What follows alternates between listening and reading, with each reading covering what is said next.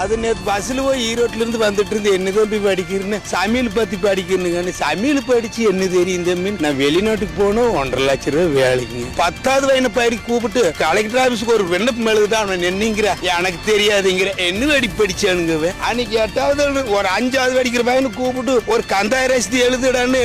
எழுதி கொடுப்பேன் இன்னைக்கு 12வது வயதிக்கிற பையனை கூப்பிட்டு ஒரு ரசதி ஒன்று எழுதுல கலெக்டர் ஆபீஸ்க்கு ஒரு விண்ணப்பம் ஒன்று எழுது தம்பின்னா எனக்கு தெரியாதுங்கிற எதுக்கு தம்பி படிக்கணும் இதுவும் பழக மாட்டேங்கிற அதுவும் பழகம் சும்மாவே சோத்து போட்டு அவன் அதனாலதான் சோத்தாக்குற வேலைக்குன்னு வெளிநாடு போடன்னு சொல்லி அனுப்பிடுறேன் அங்க போய் அவனுங்க என்ன சொல்றேன் பாரு அங்க போன சோறாக்கி போடுறதுதான் என்னென்ன வகைகள் முட்டை வயல் பொரியல் இந்த காடை கவதாலியில வறுத்து கொடுக்குற வேலை தான் நாம 1ல இருந்து 5-6க்குள்ள ஜப்பான்ல விவசாயத்துல 1 கோடி பேருக்கு சோறு போடுறேன் இங்க நம்ம நாட்டுல என்ன பண்ற சாப்பிடறதான் கண்டுபிடிச்சு கொடுத்துருக்குறேன் எப்படி ஆம்லெட் போடுறது எப்படி தோசை போடுறது இங்க வந்து கத்துட்டு போய் வெளிநாட்டுல ஆக்கி போடுறதுக்கு போறேன் இதுக்கு வந்து அவனுக்கு 1.5 லட்சம் ரூபாய் சம்பளம் வெளிநாடு போகணும் மாமா எங்கேயும் விவசாயத்தை கத்து கொடுக்கலாம் இங்கேயும் விவசாயத்தை கத்து கொடுக்கல ஏறு கத்து கொடுக்கல மாடு கண்ணு வளர்த்து பால் உற்பத்தி பண்ணுங்க டவுன் பக்கமே எடுத்துட்டோம்னா மாடியில வளர்த்துறான் காய்கறி தோட்டம் வைக்கிறார் அதனால வந்து தக்காளி பழமா வெண்டைக்காய் இதெல்லாம் வந்து கீழே கம்மியாகும் இங்க